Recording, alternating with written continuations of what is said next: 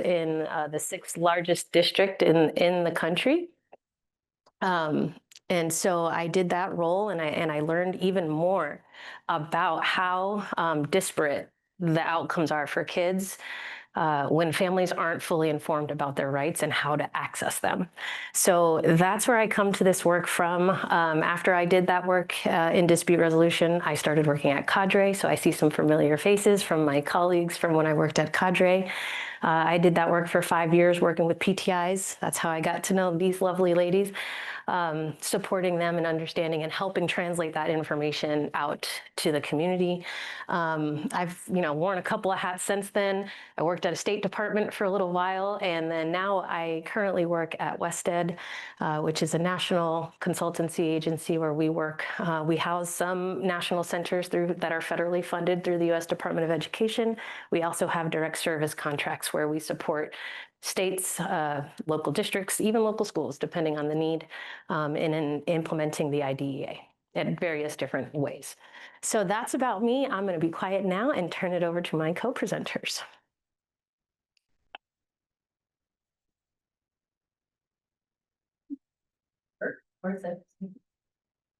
Hello, my name is Brittania Vasquez. I am one of the bilingual program specialists at FACT Oregon, but I'm also a parent of a 8-year-old autistic boy who uses an AAC device and who brought me to this work when I received his diagnosis 4 years ago. And you'll be hearing a little bit more of my story in this presentation, but that's just a little overview. And now I've been here at FACT for 3 years. 3 years. Time flies when you're having a good time, right? And so I've been here in fact supporting other families, Spanish-speaking families, English-speaking families, doing trainings, and keep growing in my advocacy for my son, but for all families across the state of Oregon, but also growing that passion for it to be a little bit more nationally as well. And also, I just want to mention really quickly, Brittania is also on our state's dispute resolution committee as well. So sorry, I had to put a plug in for you on that. Hi, my name is Heather Olivier. I am the Deputy Director for FACT Oregon, the Parent Training and Information Center for the state of Oregon.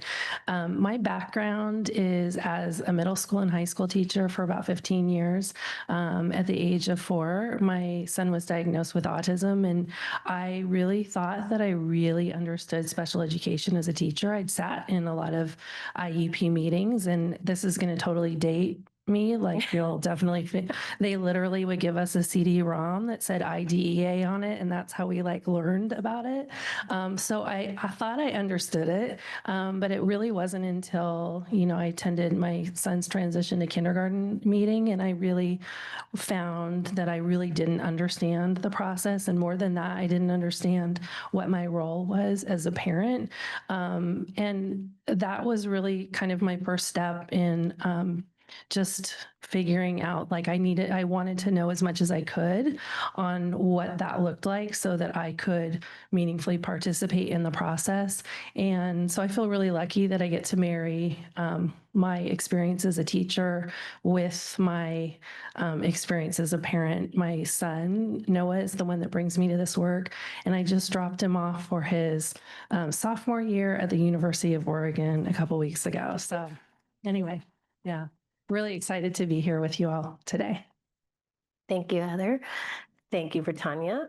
All right. So what are we here for? Hopefully you're in the right session. You don't get up and go run to Nina's session, although I would do it if I could too. But this is what we're going to do today. We're going to talk about family engagement from a couple of perspectives. I'm going to bring the research lens, and they're going to bring the life experience lens. We'll start with, first of all, why is this important? Why do parents need support and engagement? We're going to talk about all of the barriers that they encounter through their journeys, which a lot of you have probably encountered on your own. Then we're going to talk about some current research. I just finished doing a study, and I'm going to share that information with you. And then we're going to discuss implications. They're going to share a little bit about their program and how it aligns with some of the findings that I had, and kind of just marry the two. Research to practice, there's always this huge gap between what we know and what we see is effective in research and what is like applicable and able to be implemented in the field. And this is a really nice way, at least this particular discussion, where the two have overlapped seamlessly. So it's really cool, and I'm excited to show you all of those connections. Anything else? Any questions before we dive in? Everybody good? Okay. So why this work matters, right? And this is a quote from, you can see the IDEA, all of the letters there. That's, if you look it up, I promise you it's there. Almost 30 years of research and experience has demonstrated that the education of children with disabilities can be made more effective by strengthening the role and responsibility of parents and ensuring that families have meaningful opportunities to participate in the education of their children in school and at home. Like, this is clear. It's not a question that parent engagement changes the outcome for students. We know research has proven over and over and over that when parents are involved and are meaningful partners in this work, that kids experience better outcomes across the board, social, emotional, academic, in terms of behavior outcomes, even future careers. Right? The trajectory when parents are involved, it changes dramatically from when they're not involved. And so we know that, and we need that, right? Because when we look at outcomes for students with disabilities compared to their non-disabled peers, we see such discrepant outcomes. And so we need every bit we can to help strengthen and increase those outcomes for our students. So encouraging parent participation is one of the most important things we can do, or at least I can do as an educator, and that what they can do in their role as parent support. What we know also is that it was so important that they created a core principle in the IDEA just around parent participation. And I tried to capture on here all of the different ways in which parent action, like some kind of activity, is required by the law, right? So we have informed consent, right? The schools cannot evaluate, they can't provide services, they can't release information without affirmative action by the parent. The parent has to say, yes, this is okay, and not just verbally in writing after they've been fully informed of what it is they're consenting to. Meaningful participation, this meaningful word, listen, there's a lot of words in IDEA we all just don't like, right? Meaningful means a lot to a lot of different people. But what they've defined it through litigation, we've gotten a little bit of clarity about what that meaningfulness really looks like. But there's different parts in which these processes where parents have to be involved, right? The meaningfulness behind it, we're still questioning, but they have to at least have an opportunity to participate in these processes, including the pre-referral process, evaluation process, eligibility determination, the IEP development, and the eventual placement of the child with a disability. These aren't, preferences. This is a requirement, right? And so much so that we've seen case law where it can be determined a FAPE violation, meaning the student cannot receive a benefit from their education just if the parents were not included. If that one piece isn't there, it doesn't matter how beautiful that IEP is. If the parents weren't part of that process, it's inherently bad. And that is a denial of FAPE for a child. So parent participation is hugely important. And you can also see within the procedural safeguards, right, there's all of these components that require parents to be informed and parents to provide their approval for certain activities to happen, or their disapproval, right? The prior written notice document is all these different required components that have to be in there. But basically what it's saying to the parent is, hey, this is what we're planning to do. You have time, if you don't like it, to do something about it, right? So it's, again, putting that action on the parents, that responsibility, or that, that they have to do something if they want the processes to stop. There's also these other ones I added in here about, there's states are required to seek input from families. Families aren't required to give it, but they are required to ask for it, the state. And they also have to include their family voice in indicator setting, which are the different data points that they have to report to the U.S. Department of Ed. So there's a ton, special education advisory panels and more, right? This is just what I could kind of families involved in these processes, and a lot of on-ramps that the IDEA provides in order to allow that. So what's the problem? It's not working. That's the problem. Like just to sum up the research in a couple of words, right? Um, over 30 years of research since the early like 90s, we've been seeing that families are encountering barriers when they try to meaningfully engage in their child's educational processes in special ed. And it looks different. It's been cut and sliced and diced and explored from a variety of lenses, right? Starting with just globally. Parents' experiences in IEP meetings, they're not great. They're bad, right? It's like, there's one article that I remember reading that said, the title of it was IEP Tomorrow, Rum Tonight.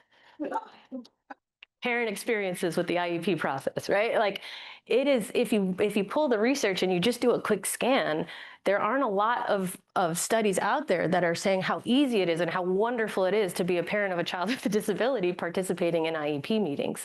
It's just not the reality. They encounter barriers from, first of all, not understanding the expectation, as Heather mentioned, not understanding their role in the process. Half the time they think they're just going to a parent-teacher conference. Like they don't, before they're fully informed of what the IEP really even is. There's been barriers identified for folks that are from different cultures, who speak different languages, who ascribe to a different value set, just all of these different ways in which parents are trying to access and coming up across these insurmountable barriers that then limit their ability to meaningfully participate in their kids' educational planning, which is not what we want. Interestingly, culturally and linguistically diverse, that's what the CLD means. I ran out of space, sorry. Culturally and linguistically diverse families face even more substantial barriers to their participation, right? And some of it is up here, and some of it is actual like logistical things, right? Work schedules, access to interpretation or translation, cultural translation, right? Where we're not just changing the words into another language, but we're actually making meaning out of those words that would apply in another culture. So those are kind of like those unique barriers that are more about kind of logistical things, but then there's also all of these invisible barriers where there's cultural mismatches that pop up that make it really difficult for families to be able to engage meaningfully, right? And that can be communication norms, right? In the United States, in an IEP meeting, if you disagree, you're supposed to say something right then and there, right? I don't agree. I'm supposed to directly contradict a professional as a parent. And for some cultures, like my own, right? I'm Puerto Rican by birth. My parents would never, they would view that as disrespectful. And that would just never be something that they would feel comfortable doing, right? But that is an expectation that's built into our process. Again, views on disability. If you come from a culture that views disability through a stigma lens, then how likely are you to advocate for inclusion in the gen ed setting? Or, so there's these pieces that we don't even consider that present additional and unique persistent barriers for families that are not part of the dominant culture, whatever that culture is. And if you read through the literature, which I've spent a lot of time doing, okay, for my dissertation prep, it is the special education processes are really grounded in white normative values. It is what it is, right? We're very rights-based, individualistic. That's how we resolve our disagreements here. And that's what's written into the IDEA, right? We have our procedural safeguards. If you don't agree, you can file a formal complaint. You can request a hearing. But for many folks, that's just not something that is accessible. There's also these ideas of trust in government systems, which is popping up more and more, given like the shifts that we're kind of seeing right now. So there's a lot of things. There's a lot of areas that are just invisible to the naked eye that are causing the kind of exclusion of some families when they try to participate. I found this really interesting. Like I was looking at demographics because I'm always interested, right? Our country is shifting away from being a majority white English speaking country like it has been in the past. So I pulled some interesting information here, or at least I found it interesting. You let me know how I did here. But I pulled the demographics of the 108th Congress, which is the ones who reauthorized IDEA most currently in 2004. And that is the bright orange bar. And then the darker orange bar are the demographics of educators in 2020. right? And then the gray bar are the demographics of eligible students in 2020. And I just want you to, not that race tells us everything, but let's just take a peek and just kind of sit with that for a minute. And for those online, can they see this graphic? Yeah? The online folks can see this? No? Okay. Okay. So for folks online that can't see the slide, there is a huge discrepancy between the demographics of the folks who wrote the legislation, wrote the IDEA, the folks who implement the IDEA, which are the educators, right, or service providers, and the folks who actually are the end users of the IDEA. So there's this big mismatch between what was set as the expectations for a certain population versus those who are trying to access it. And it just furthers those, those cultural barriers that we can't really see, but we can feel them. Can kind of be summarized here when you look at the difference in demographics, right? We all come from, demographics is one facet. I'm not saying this is the end all be all, but it's just one way to look at it and to see like, wow, maybe it made sense for the majority of white families. Maybe these things make sense because they're grounded in their cultural norms. Whereas for Asian or Native American families, it just doesn't quite land the same way. So I found this pretty interesting when I was looking at that, because our family, we're getting more and more diverse representation within our school districts. The language access alone, I know that when I worked in Florida, we had like 150 languages that were spoken just in our district, So it presents a very interesting challenge for educators and for families to try to navigate this gap, okay?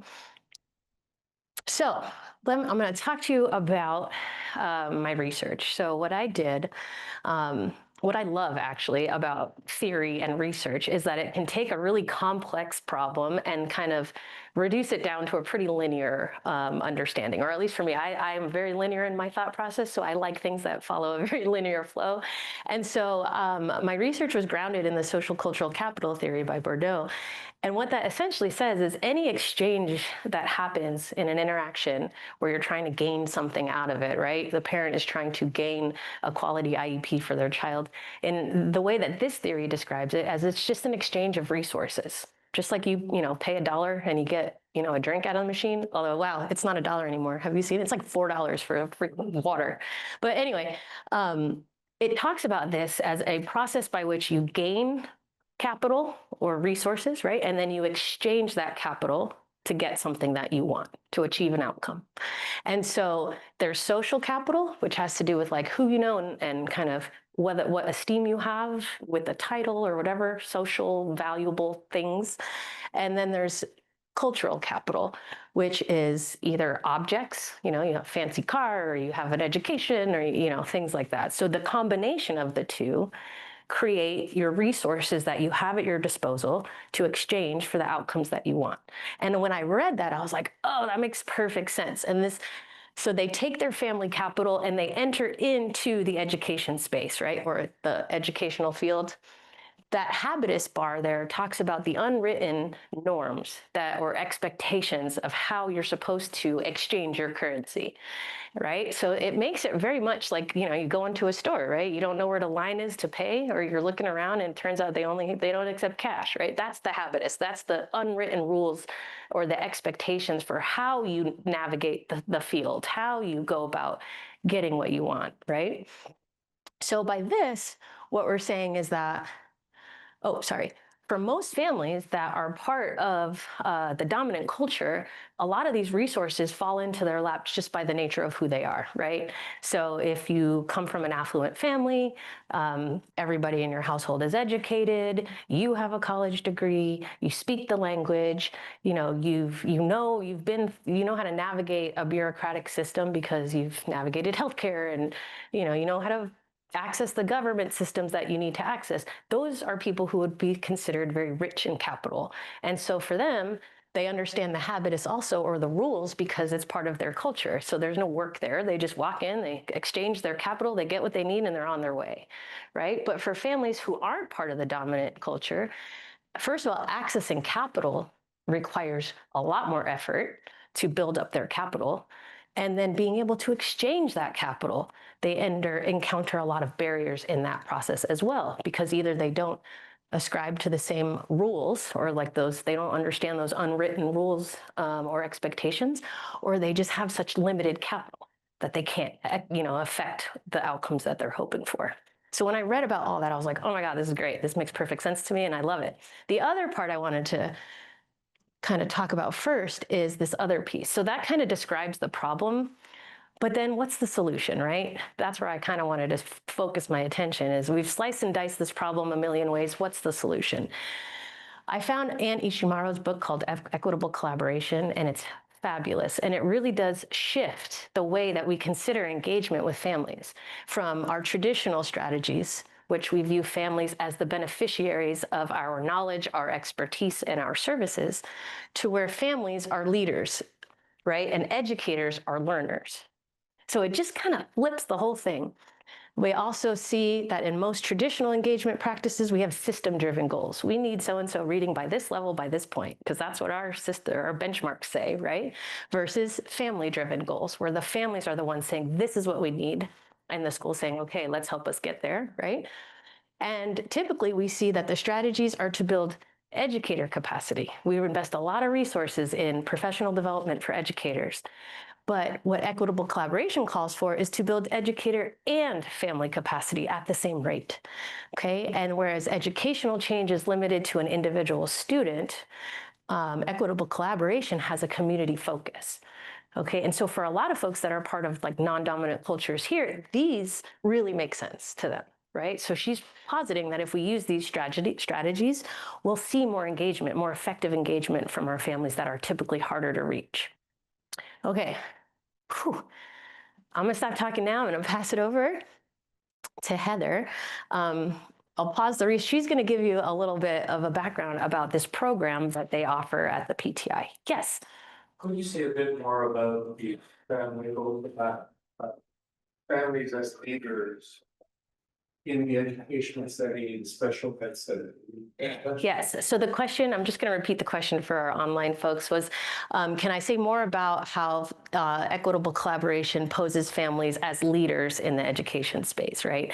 So typically when we see traditional engagement opportunities, if you think about like a parent-teacher conference or an open house, the teachers at the front, they're saying, this is what we do here, this is how it works, this is what your kid experiences. Parents are sitting in the itty bitty chairs, right? Very uncomfortable.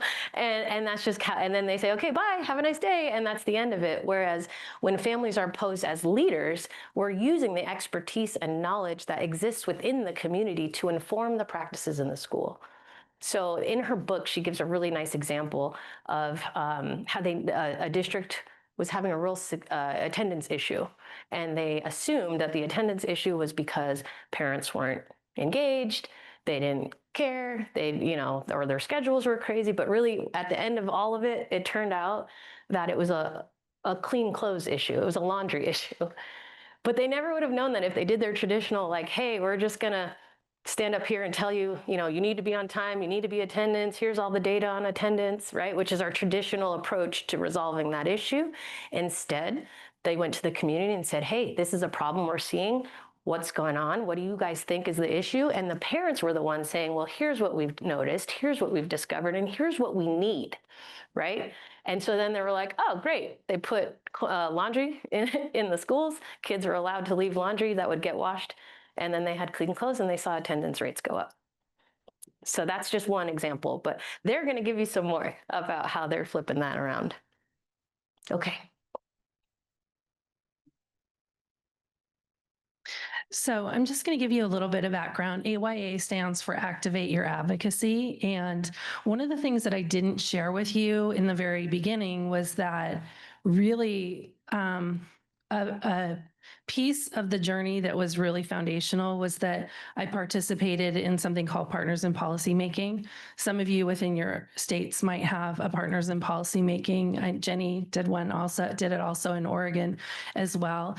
And that was really foundational for me in terms of just helping me understand families are navigating multiple complicated systems. So I really firmly believe that by providing good information for families, it allows them to make informed decisions. And so that was really, that parent leadership for me was really foundational to the work that we did. Years ago, though, Oregon got rid of partners in policymaking, and there definitely was a gap that we were looking to see what does that look like moving forward. But also, who were the people that were on, who were the parent representatives that were at every single table talking? Only that small group of parents that really weren't representational of the state. So, and I was one of them, right? That you would see the same parents talking on behalf of all families all the time. And so that was a piece for us where we decided that in the gap of partners in policymaking, we wanted to look at how we might do parent leadership differently. And also because there wasn't really something that existed, there were some small parent leadership that happened in the state, but with a focus on, for us, special education as the Parent Training and Information Center. And so that's what where Activate Your Advocacy comes into play. It was really designed, well, it still is designed for parents, caregivers, and family members that have children with disabilities.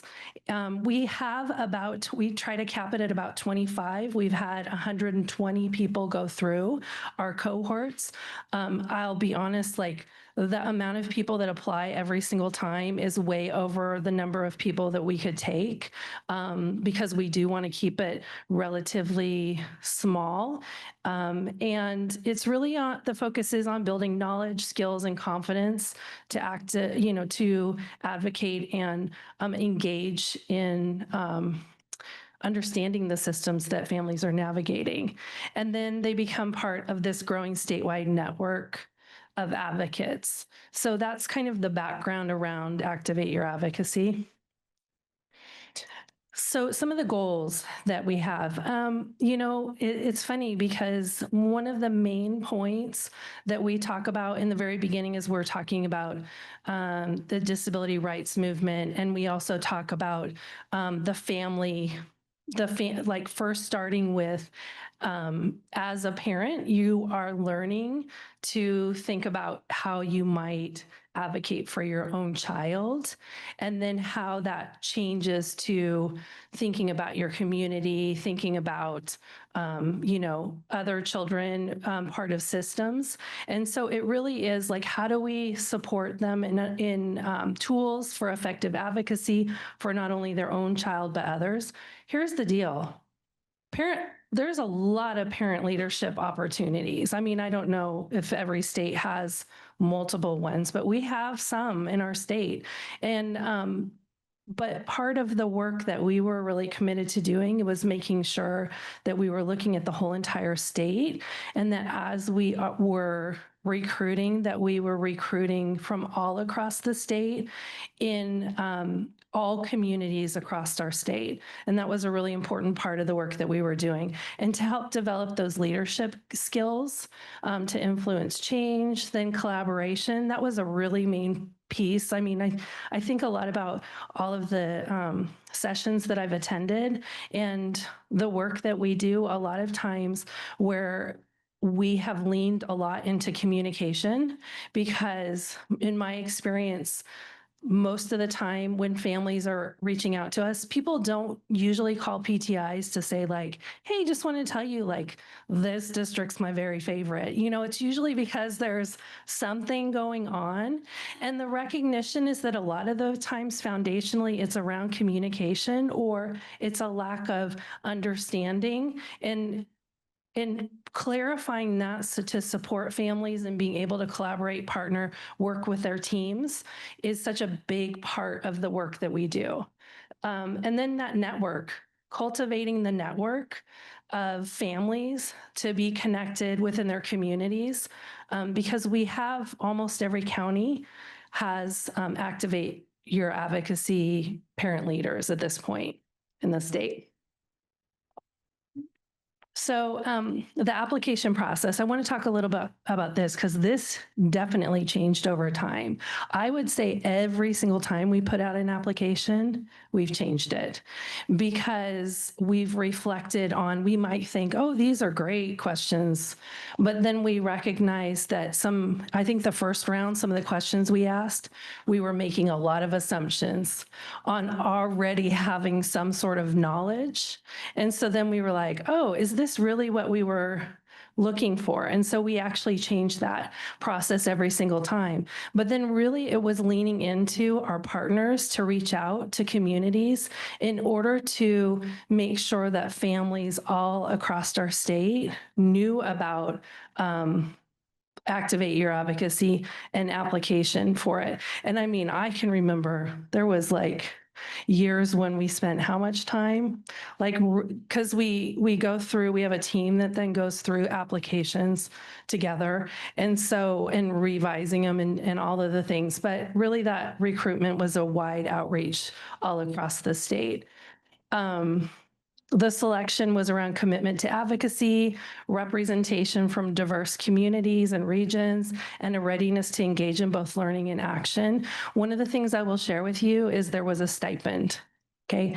The reality is the commitment that families have to participate was really important, that we recognized how important that time was. So we did provide stipends. Probably the third cohort, I think, we also started providing, because this was a virtual, we did this all virtually. One of the things we did was we provided computers that families could check out to that didn't have access to computers, because we recognized over Zoom, we had a lot of families that were doing it over their phone, and being able to, and we were using external external things that people would go to, but you're on your phone and then not seeing the chat. So all of those pieces of engagement, we learned so much over the years, but we found that people being able to have their computer in order to do that was another area that we could do in order to support that learning. And also being some areas of our state, the Wi-Fi is inconsistent or things like that, supporting families through that. It's a cohort-based model. So this is where I think my teaching kind of came into play, because we are online, we're doing this virtually. So we did a lot of engagement. We did lots of small groups. We had multi-sessions. They were delivered over multiple weeks. We did it in the evening. We had one parent who was working multiple jobs and was attending on her phone as she was going from one location to the other. We had virtual workshops. They had some pre-work that they could do. We also had, opportunities for continuing education as well. A lot of different opportunities with all practical application. And then at the very end, they would do like a presentation basically around where they saw their next steps, where they were wanting to be engaged. And that was always like probably one of our favorite parts, because sometimes you wonder what lands and what doesn't. And that was always such a really powerful culminating activity to just see all of those pieces come together. So it's really powerful.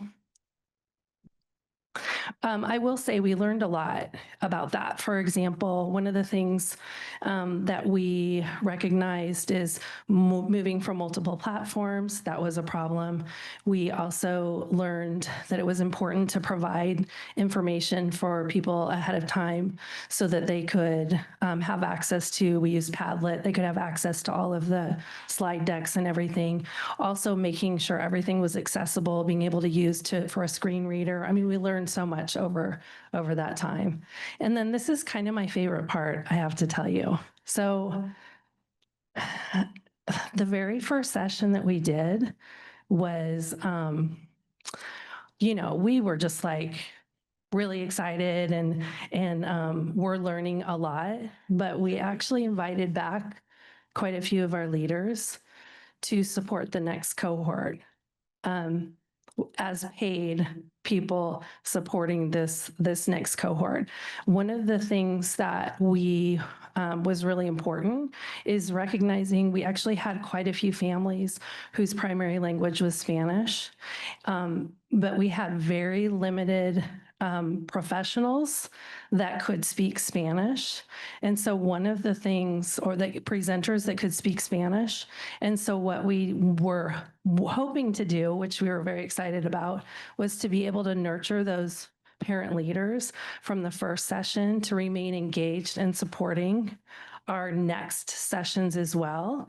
And that second session was so powerful, having those previous parent leaders now supporting, and then eventually, well, I'll talk about that in a second, being presenters.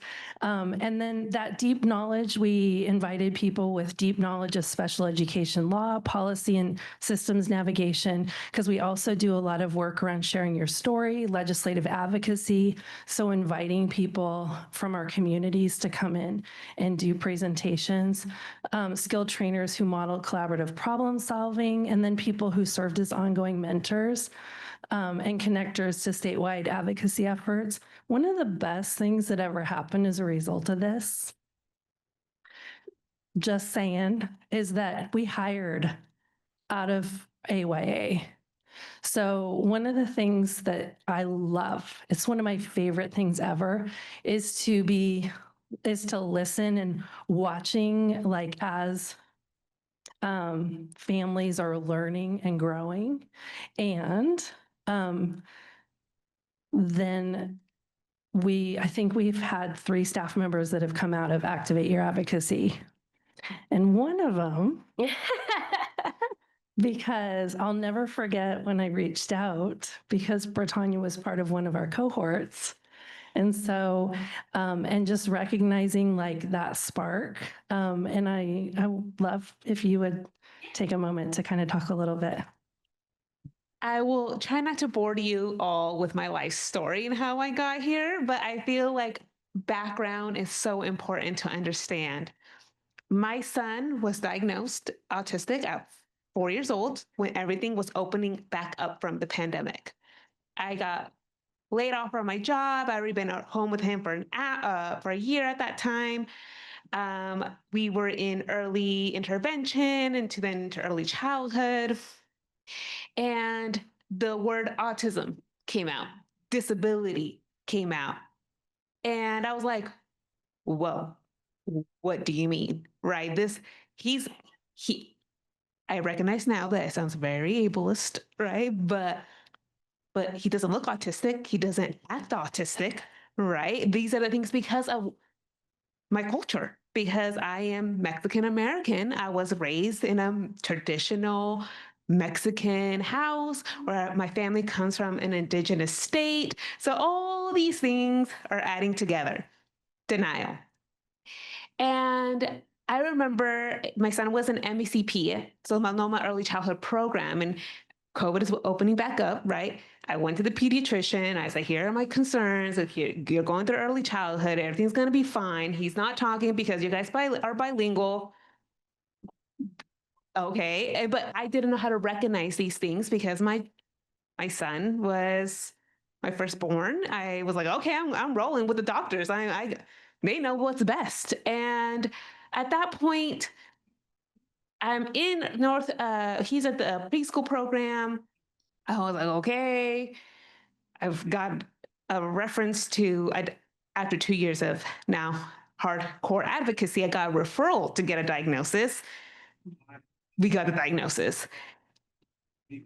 Then I'm trying to remember because I feel like it was a whole nother lifetime ago. Then from there, right, I met a teacher, his preschool teacher at early childhood program. And she's like, Martine's great. Martine's smart. Martine is capable. I mean, my son's name is Martine, but he's capable. He's going to do great things. And this is the first time someone told me that he can, he will, and he will be successful. There's a whole community out there, but what do you mean? And so I got into these parent groups. She recommended a couple parent groups on Facebook. And there, a mom posted that Activate Your Advocacy flyer. And at this point, I was like, okay, this is our reality. We got to roll with the punches. We got to figure out what we need to do, what he needs. I am somebody that likes to control the uncontrollable, and the way that I like to control is to be informed, to figure things out, to have a plan. Plan A, plan B. I have plan all the way to Z for my lifetime. And when that happened, Martine and I started learning this whole new lingo, navigating a whole new system I didn't know even existed. Because my son Martine, is the first one in our family that experienced a disability. So there's no guidance, there's no help, there's no advice from my mom, from my aunt, from a cousin, right, who's already had a child, because my experience is now completely different than the lived experience of every other mom that I know. And when I came to Activate Advocacy, that was the first time that I saw other families. Now, granted, Martine is 4 years old at this time, so a lot of moms that already had a lot of experience, or their kids are older, but I was like, wow, look at these parents learning together. And we're out here with the same mission of, we want better for our children, right? We're here to advocate, to learn, so they can have a good education, so they are able to access supports and services, so they can reach their full potential. And this is where I learned pursuing competence, having high expectations, dignity and risk, trajectory, all these things. And it completely changed and morphed the way that I saw disability, right? I recognized what ableism was when my parents were talking, or my family was talking about my son. I then took those opportunities to educate and to teach them about these terms and how, hey, he's communicating, but it looks different. Hey, he's doing these things, but it's going to take time, right? And once that happened, I couldn't turn it off. The faucet was on, fully on, okay? I wanted to know all these things, because before Activate Your Advocacy, before I connected with other parents, before I heard their journeys, when I saw a child or a family who had a child who experienced a disability, I just saw that child, right? I saw the disability. I didn't see there's a whole community behind that child, behind that family. And I'm very proud to be part of that community now. I feel like I've met the best people, the best children throughout this community. And so once that happened, I was like, okay, what do I need to learn? Right. I then apparently Heather saw something. I was like, okay, I'm here. What do I got to lose from applying and continue learning, right? If it doesn't work out, it doesn't work out. At least I tried. And from there, because I had Fact Oregon, Activate Your Advocacy, it led to me participating at our state interagency coordinating councils, SICC, and now I'm part of their executive team, and I am also part of a lot of their subcommittees. I've also participated in MBCP's LEAP advisory group. I then became part of the dispute resolution committee here. I was like, what else have I done? All the things. All the things. And I've also am now a data leader, right, from Daisy Center. So now I'm a terrain data leader, right? Yes, I'm right. That's like I am. And sometimes I'm like, wow, I can't believe I'm here now teaching other families, empowering other families, connecting with other families, and creating community with these families. From once I was a person outside looking in, now I'm here. Now I'm very fortunate, and I know that I come with great privilege that I speak English and Spanish, so I'm able to bounce back and forth between both spaces. And I see the gaps, I see where different communities are at. I can spot barriers, right? But now I'm in a position where I can help create ideas, maybe create, plans, groups, trying to make sure that all voices reach the table, because one thing I have learned, which you would think it will be easy, is everyone's lived experience is completely different. Two families can have a child that might experience the same disability, but their lived experience is completely different. What works for one family might not work for another. And that's why I try so hard, and it's one of my passions, is to bring all families, despite language, to come and share. Because maybe they're that one parent that can leave for another parent to come out, right? To come and speak and come and share, to come and advocate. And yeah, I love it. I mean, I'm here, I'm moving and grooving, I like to say. And I feel the importance of parent leadership is to create community and to create parent advocates, because something being here these past 2 days, and no matter what room or what topic it is, everyone started as a parent, right? So that's why parents are the best advocates, right? Because we're living it, we're moving it, we see it, we see our children's potential. And I sometimes feel like I'm fighting for someone else to see his potential. I see it. I think Martin can be all the great things, and he is going to be all the great things. He's going to be independent, probably get a job. He probably in a zoo because he loves animals. You'll always see us in the summer in the zoo and the aquariums all up and down Washington and Oregon. And he's going to be doing all these things, but I want other families to have that same power and take control for their children. And so but I would not be here sharing my experience, doing the great work, learning if it wasn't for AYA, right, and Activia Advocacy and my PTI, because I'm also a parent, right, my Parent Training Information Center pouring into me so I can pour into others. And so I leave that with my parent experience. You can see why, right? The one last thing I want to say is that that we have families that are on SICC, state advisory councils, school boards, that have started parent advisories in collaboration with their districts. I think that's a really important piece, is this collaborative, the collaborative piece and communication, collaboration, conflict is a really large part of the work that we do in Activate Your Advocacy. So the work that families are doing is in collaboration and in partnership. And I think it's been really awesome to see and learn about how the ripple effect of it. Yeah. Yes. For a question? Sure. Yeah. Do you have a sense of what percentage of families with children with IEPs are getting the kind of information that they need? Yeah. Either Fact Oregon or other. Oh gosh. Ooh. Yeah. Is it minority? 50%? So you know what? To be really honest, I'm not really sure. What I do know is that I see the outcomes of what it looks like when a family does engage with a parent organization where they receive good information. I mean, we have data that speaks to the direct result because we do track. A lot of people will call us and say, for example, give me the lawyer's name, I want to sue. And we track that to then see that most of the time, because we also have toolkits around,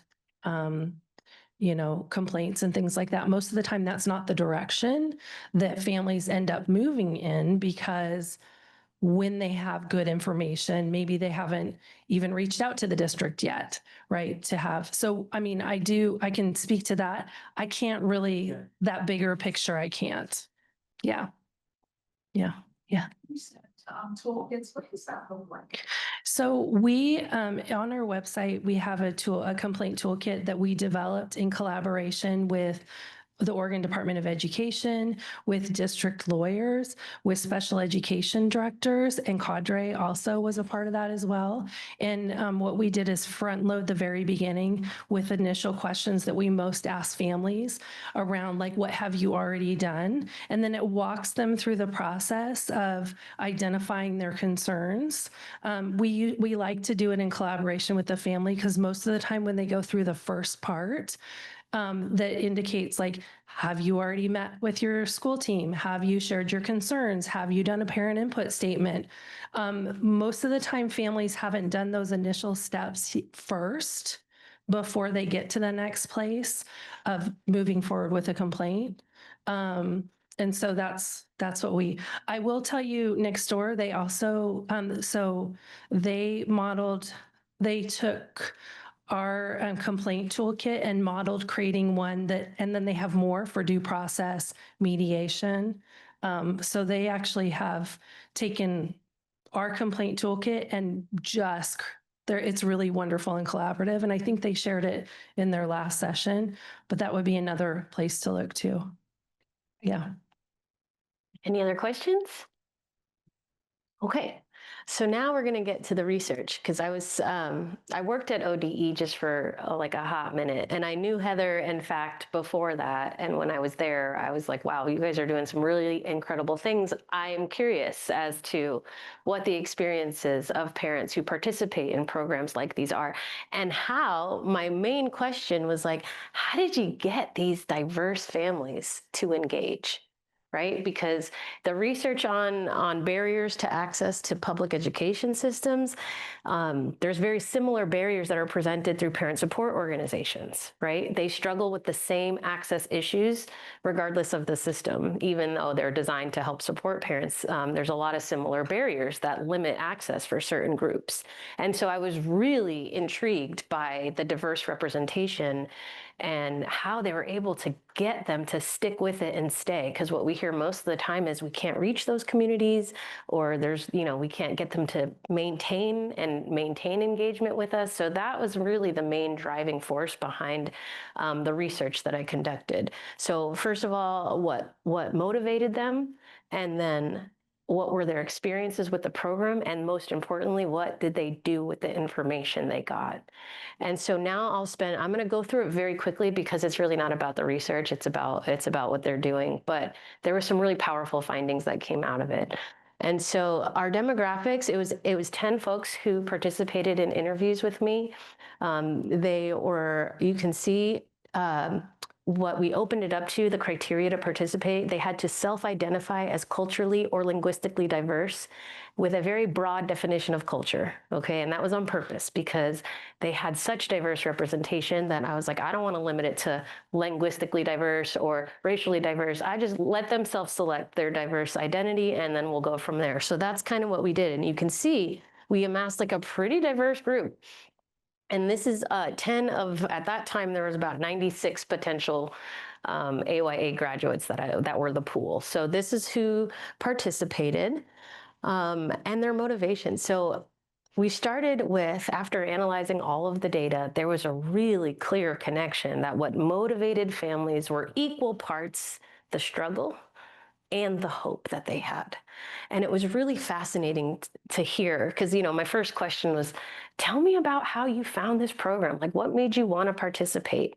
And I thought I was going to get like, oh, I saw a flyer or, oh, they offered a stipend or whatever, right? But the reality is, every single parent started with, well, when my child was diagnosed, when I ran into this barrier, when I hit that barrier, and it was broken down into, like, after analysis, this is kind of the main areas of struggle that they defined through their stories.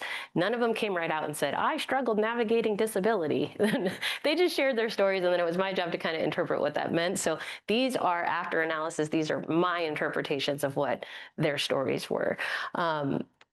Navigating disability and diagnosis was a huge one. Just getting to that diagnosis presented folks with these years of struggle, trying to end up in a place where they could know what was going on and what they needed to do next.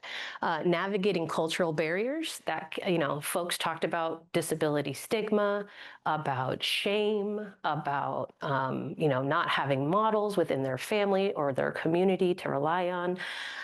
There was also this big bucket of navigating systems, educational systems, but not just educational systems, the healthcare field, the, social services aspect, all of it. It was just years and years. And this wasn't like one thing. They said years of struggle, okay, is what brought them to AYA. It was what motivated them to participate, was not wanting to continue to experience that struggle, not just for them, but for other families and for everyone in the system. That's what came out, which I thought was incredibly powerful, and not at all what I expected, which is why we do research, right? To confirm information and get rid of our assumptions. So I have some quotes here that I'm just going to put up one at a time. They're small print. I'm sorry. I wanted to have a diverse representation of the experiences, so I will read them out loud. My son was diagnosed And it's like ever since then, everything that he has needed to be in this world and interact with it has been a struggle to get for him. When we first enter into these services, what we as parents have experienced is years of struggle. And these are different, by the way. These are all different participants, okay? The meltdowns that come with autism, it's constant noise and struggle that makes neighbors dislike us. It causes struggles with the landlord. We actually got evicted twice because of my son's behavior. Or disability to some communities of color, especially for immigrants. It's the shame of like hiding their children and thinking that their child is sick. Some countries, or sometimes in our countries as Hispanics, we think that the doctor, the priest, the teacher, or even the town healer is 100% correct, and we sometimes stay quiet. It felt like there was a baseline of knowledge that I was expected to already have, and that I wasn't up to par. And finally, I was primarily socializing through social media.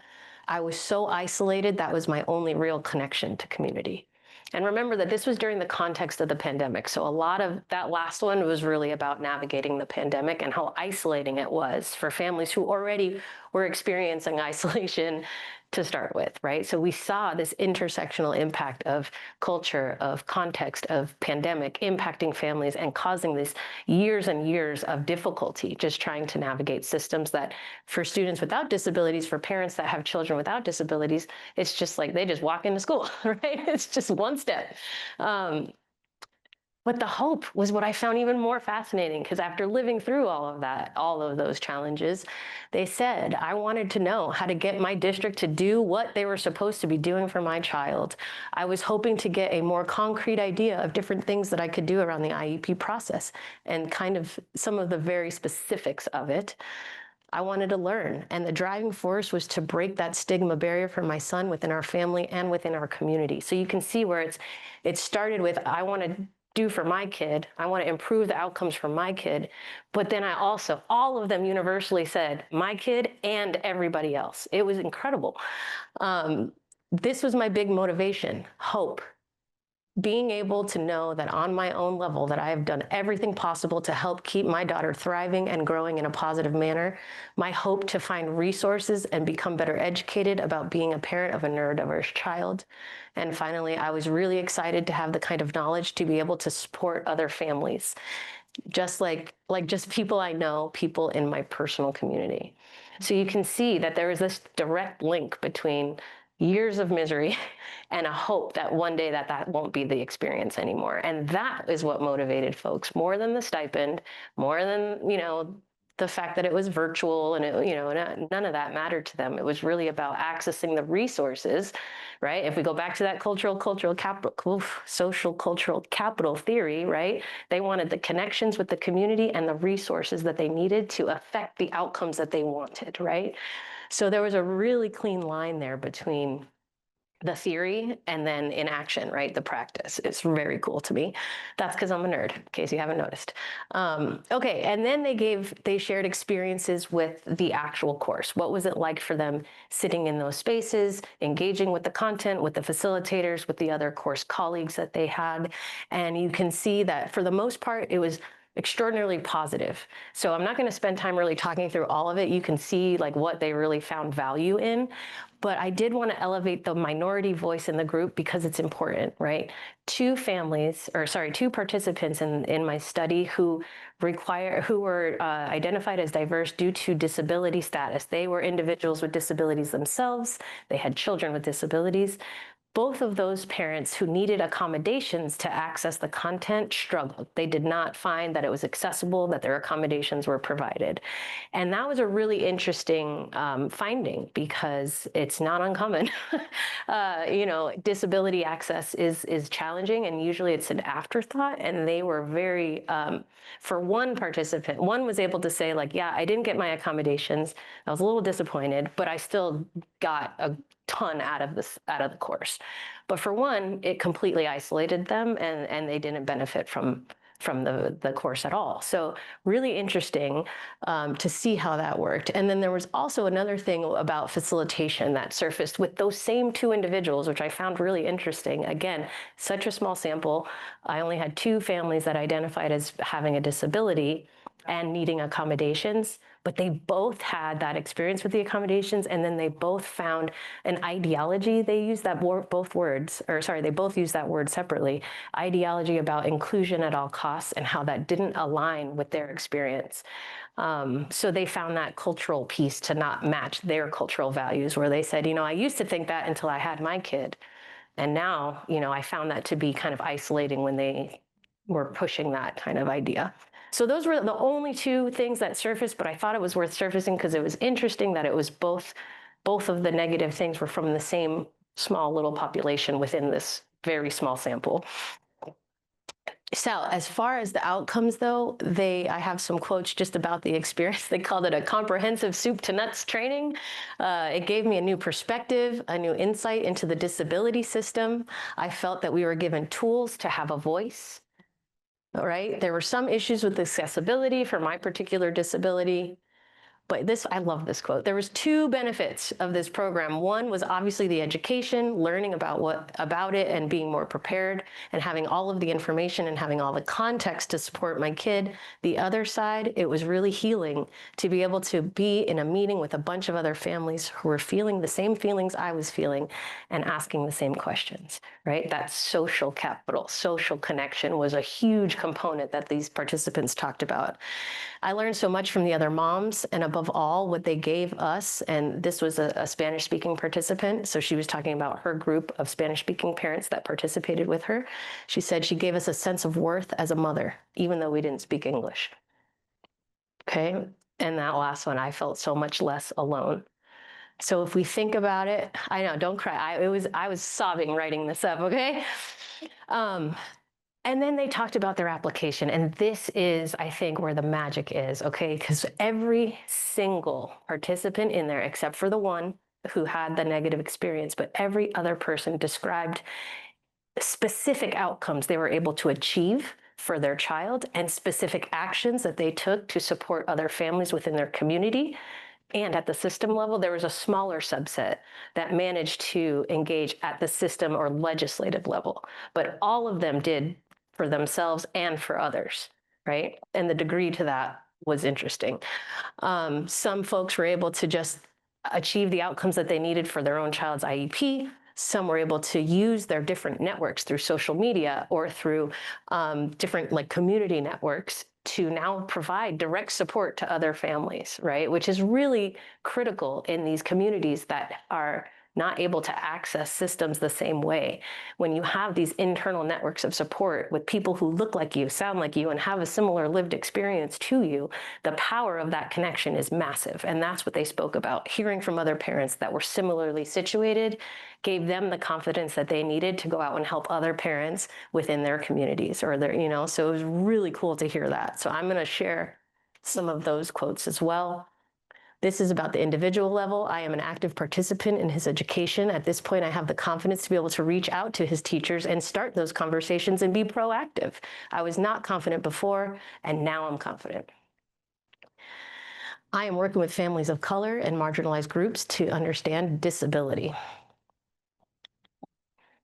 I do one-on-one support with families. I attend IEP meetings. So again, this is just examples, a little bit. It went on and on. My dissertation is 200 pages long, so feel free if you have the time or you need a good nap, you can dig in. But this chapter was my favorite because it was just, I had to select just a few, but it was on and on and on where you just saw these networks of support that didn't exist before are now ignited and active. And it was really cool to see. So this one, I get invited to the Latino group that I mentioned, and I share, and I also organize the meetings with other parents. This was someone who, she said, I didn't know what an IEP was before I walked into AYA, okay? And finally, another participant ended up to form an advocacy corps, where they are prepared to go to the legislature and write to the senators and write to the representatives. So this is one of the levels of the system level advocacy. Not every participant described that level of engagement, but a lot of them did. Whereas before, again, starting from a place where they didn't know their rights, they didn't know their role, they didn't know, any of that to get to here within a 6-week period. It's pretty incredible, right?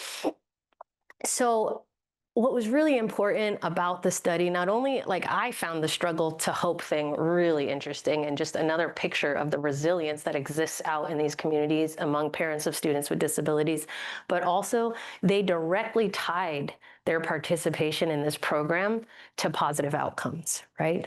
And on top of that, they are using the skills and tools they have to activate networks of support within communities that didn't exist before. And I was telling Heather, like every time I talk about this, I just picture like the COVID spread map, but like for advocacy networks, right? Like, you know, it starts here and it ignites 3 more over here and then like 10 more over there. And then all of a sudden we have these networks that just like a spark that ignited a whole system of support where it didn't exist before.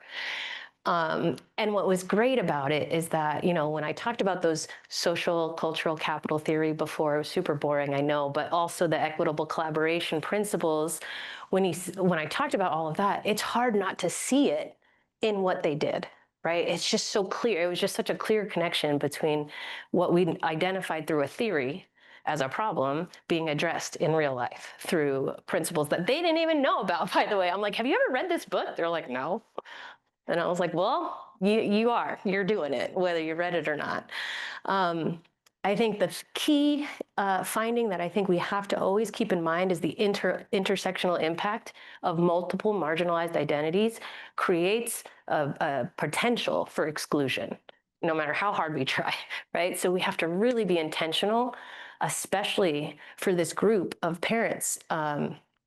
In this study that rose up to the surface, parents who have disabilities themselves. And when I looked back in the research, it's a completely untouched group.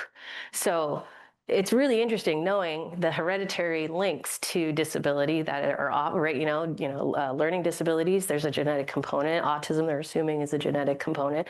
So there's a lot of, we should be assuming that a lot of parents are struggling with access, just like our students with disabilities are, right? They need accommodations, they need additional supports in order to access. So I found that to be a really important part of this. But another piece of equitable collaboration talks about cultural brokers. And that is, and that's what's happening. They are creating this army of cultural brokers out there, which are people within the community who are trusted leaders who can bridge the gap between, that understand that habitus, right? Those rules that are kind of like norm-based, based in our cultural norms. Cultural brokers can kind of walk the line between both worlds.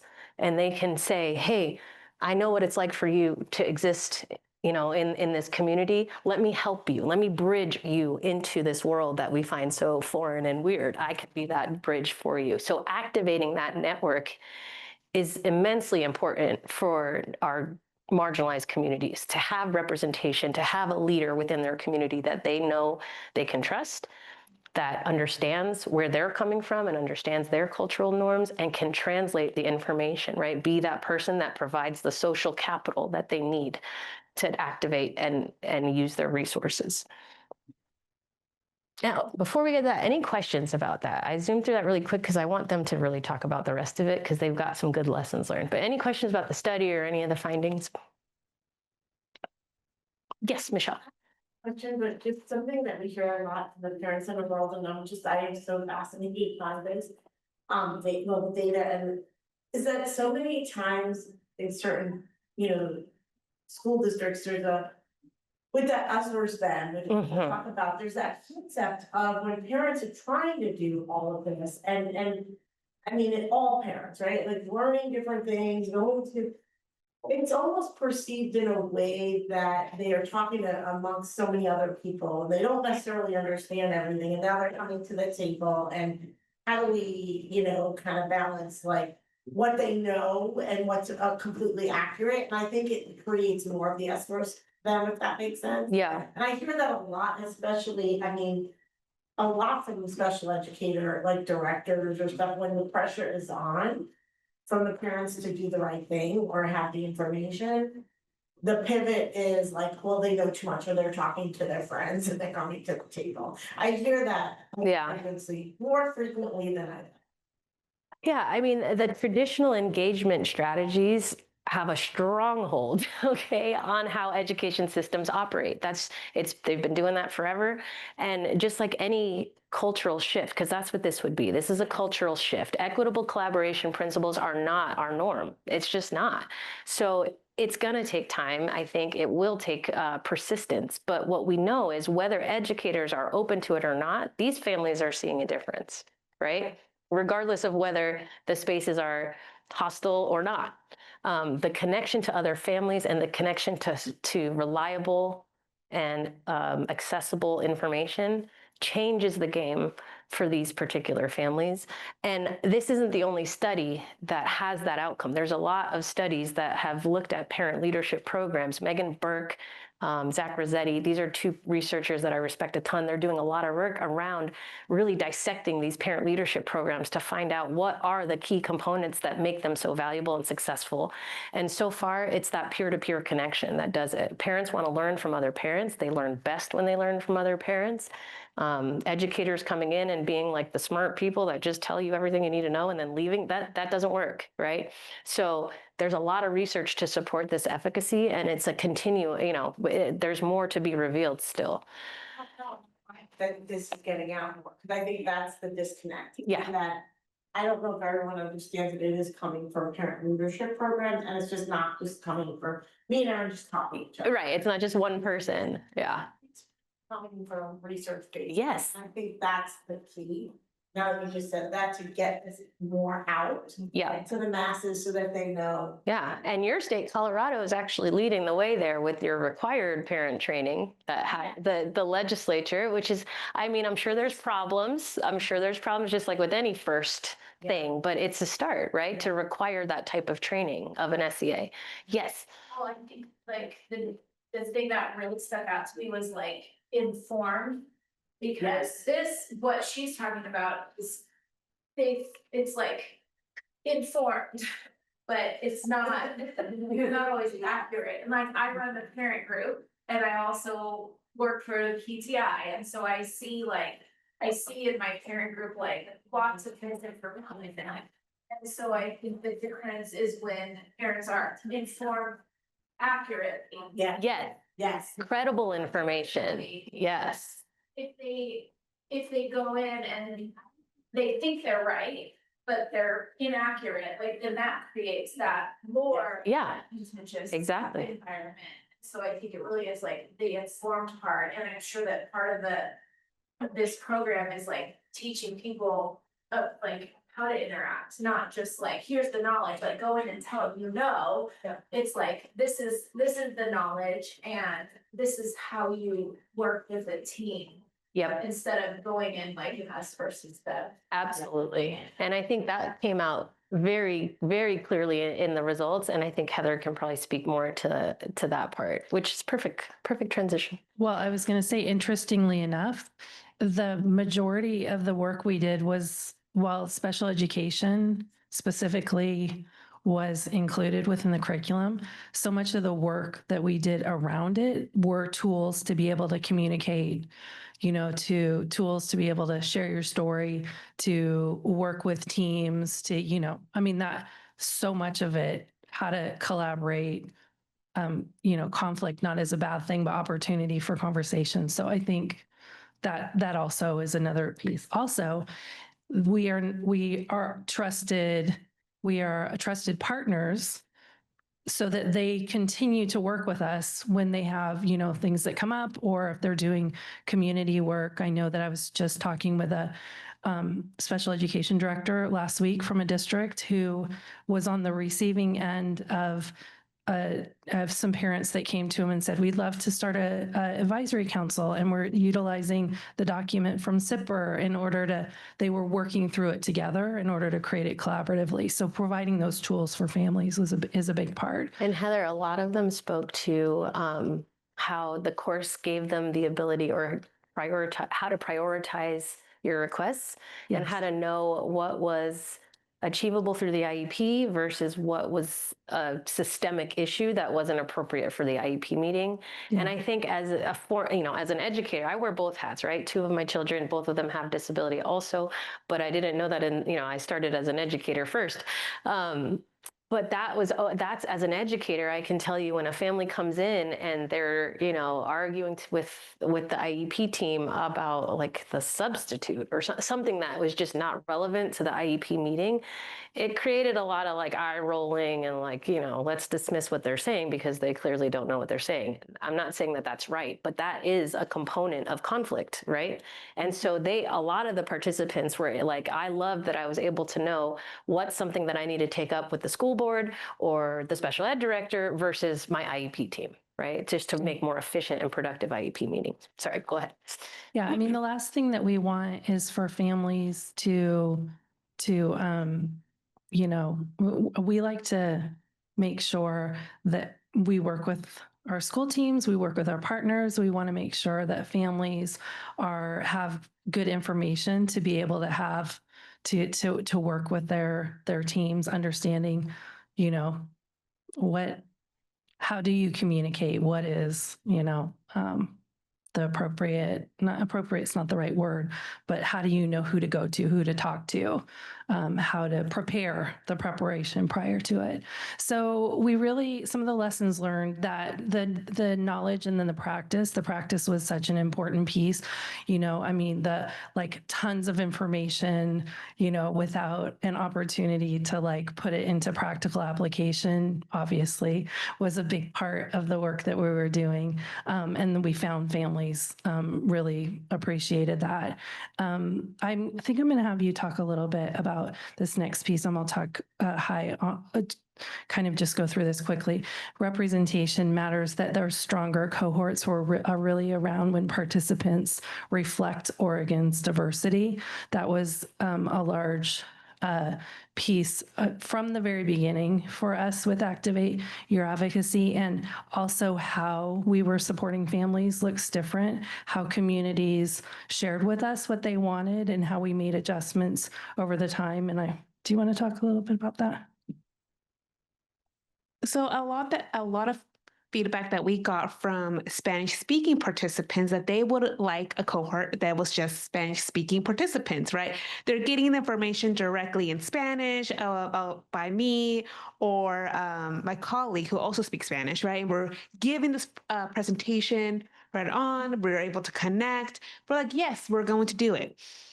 Well, it wasn't as successful as it was. I mean, did we do it? Yes, but the outcomes wasn't as what we planned to see. So when we were doing, and it even started from the application process, right? We probably should have done I reflect back is probably have more specific questions, right, that align more of the cultural or linguistic barriers that they face. But also, it was really hard to present this information, right, with just translation. So what is written in English, when you translate into Spanish or another language, probably doesn't have the same meaning or impact. So it should be about transcreation, right? We need to transcreate this information, which can be very difficult to do sometimes, because to describe one word in English, it could take 5 words in Spanish, right, to give the same meaning. So that was another thing that we had difficulties with, right? It was transcreating this content to give the same impact that we wanted, that we've seen in past groups. Another thing that we saw was lack of participation, in the sense of they just wanted to sit back and just listen and not really engage. I'm assuming, and this is an assumption on my part, is it had to do with probably feeling intimidated, right? There wasn't much a grounding done, especially because we recognize there's probably where a Spanish-speaking community is with disabilities not going to be the same where another community is going to be. So probably grounding should have been more heavy, or we should have done more work instead of just one session. And then homework, right? That pre-work for them to continue learning, do that supplemental learning when we're not having sessions. Homework was not being done. Homework was not being done. And then we will be like, okay, share what you learned about your homework. Crickets, right? So maybe and it's, again, very hard to find these resources, right? This information in other languages. There's a lot of great information out there, but it's not transcreated or it's just Google Translate, right? And it doesn't give, again, the same impact, doesn't give the same information. Words change, the meanings of words change, and families, it builds confusion. And so those are the couple things that we have learned. We also hear, right, that families sometimes want spaces, especially when it's a specific community. I'm going to use a lot of the Spanish-speaking community because that's what I support and that's where a lot of my work is done. They love to have groups with other Spanish-speaking moms or parents, right? Because they build community, they build connection, they are more willing to speak up. But the question is, we did this, right? So, but again, the outcome was not what we thought. So if you're planning to do something like that, you have two different cohorts, right? Really think about what information's out there. How can you transcreate information, right? To give the impact that you want it to give, not just let me put this in Google Translate and I'm just going to copy and paste.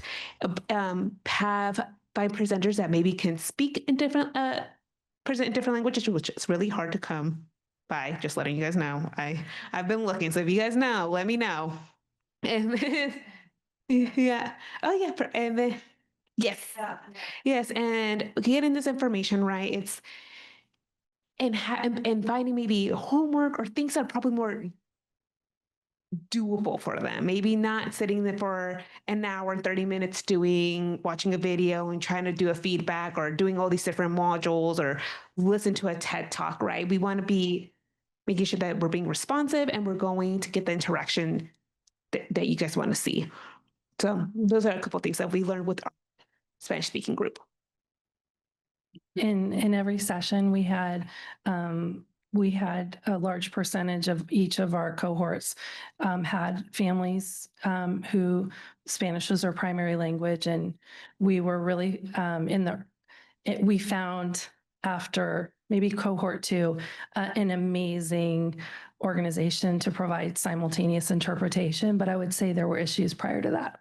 So I would say that's one thing that's really important, is making sure you have access to excellent people to provide the simultaneous interpretation.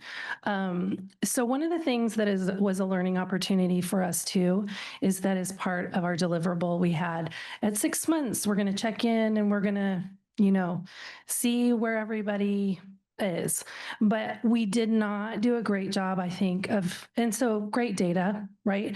But we didn't do a great job, I think, of ongoing connection and engagement with our previous cohorts. So that is actually a lesson learned that we are working on with a listserv that we've created, that reconnecting with past AYA. I think it's on the next one. I'll talk about that. Sorry. No. But that peer engagement, and something that we're hearing a lot, is how can we be connected? What are the ways that we can stay? A lot of participants have naturally stayed connected and engaged with their peers from even different cohorts in their region. So that's great. And then we've already said, which is that advocacy grows in stages, and that shift from personal advocacy to systems level advocacy. Yeah, Michelle. Parents and our perspective. Yeah. We've been really wanting to get this geared up, and I think. Yeah. Yeah. Yeah. Can you share, like, what is the bandwidth capacity for your center, like, Mhm. so that it's staffed appropriately? Yeah. Because I do think, Mhm. to Diana's point earlier too, in our state, we could have done a lot of stuff that. Yeah.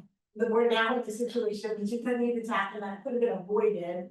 If we were more set up, and I think kind of to Erin's point too, where it's more.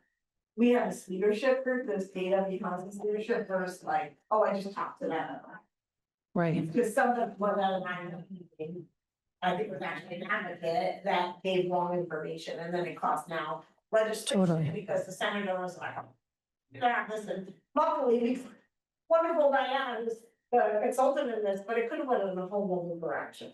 Yeah. I mean, and I think that's the big piece is, so one of the things on the next slide, just to mention, is that we actually launched a 2.0 for the purpose of how do we continue to stay engaged with, so that we can continue to provide ongoing, deeper level Information. So it really, some of the things that we worked on specifically were next level systems engagement and advocacy. Another piece to know that we will be doing is parents as partners, which is, and it will be for our AYA group, and it will be specific training on how you might come alongside or support a family. That, not gonna lie, that makes me a little nervous. And we do think it's a natural next step, particularly for this group that are actually doing a lot of engagement within their communities already, and how can we continue to support them in deeper understanding. So they're kind of lucky because they get kind of a next level trainings that we provide specifically for that group. We're constantly refining our curriculum. Our next cohort is going to be this spring. We've already started making changes to this next a round of curriculum. Yeah. I'm sorry, say that again. Yes. So, yeah, it's our staff. Is that what you're asking? How it's staffed? Yeah, our staff are all in. So it is so for example, I ran AYA 2.0, but then we also had community partners come into, like education and community partners that will come in and do deeper dive trainings in specific areas. So we have a lot of content area experts in our state that we're partners with that also will come in and do trainings for our team. So where we are content area experts, we're doing it. Where we're not, but we've identified that there's additional training needed, we've been really lucky that like our SEA is like happy to come do stuff for our families. Districts are happy to come in, you know, and talk to legislators. Yeah. So the original one was 6 weeks, 2 sessions each week. 3-hour sessions. 3-hour sessions. Yes. That was, yep. That was intense. We have changed it up sometimes to consolidate it or had it over longer times. Kind of to be honest, we're trying to hit the sweet spot, but people come it's rare that somebody does not show up. Yeah. Yeah. We always start with a history of disability. That's our very first session that we do. And then probably the next session that we do, I would say, is around we do special education. Yeah, that's usually one of the first, like the second or the third session. Then we have around sharing your story, legislative advocacy. We also person-centered planning. IEP process was. I'm happy to share. I have the list if you wanted to take a look at it. Yeah, I'm happy to share that. Yeah. We have like 1 minute. I know. Sorry. Yeah. I'm going to let you go. Go ahead. You already got that? Okay. We're going to skip the turn and talk because we're just about out of time. But I just wanted to just place this in the broader context because when we submitted this like 6 months ago or something, I don't think I anticipated we'd be in like kind of the shifting situation that we are in right now in the education space, particularly in special education. So as amazing as this program is and the work that they're doing is right-sized for the moment, it is so important right now in this moment that advocacy and support for advocacy is a priority. Because our kids aren't going anywhere, their needs aren't changing, but the system of support is looking a lot different. And so like we know about our disability history, right? Without advocacy, special education wouldn't exist. And without continued advocacy, we could be in some hot water. So it is really important for programs like this now more than it was 6 months ago when we submitted this presentation. So I hope you guys got what you needed from here. Thank you for your time and attendance. If you don't mind, please scan the QR code, fill out the survey for Cadre, give us feedback. We'd love to hear it. And please feel free to connect with any and all of us. I know they are so generous with their time and with their knowledge. I'm available if you got any questions for me about research, but they're really where the magic happens. So thank you, thank them, thank everyone, and enjoy the rest of the conference.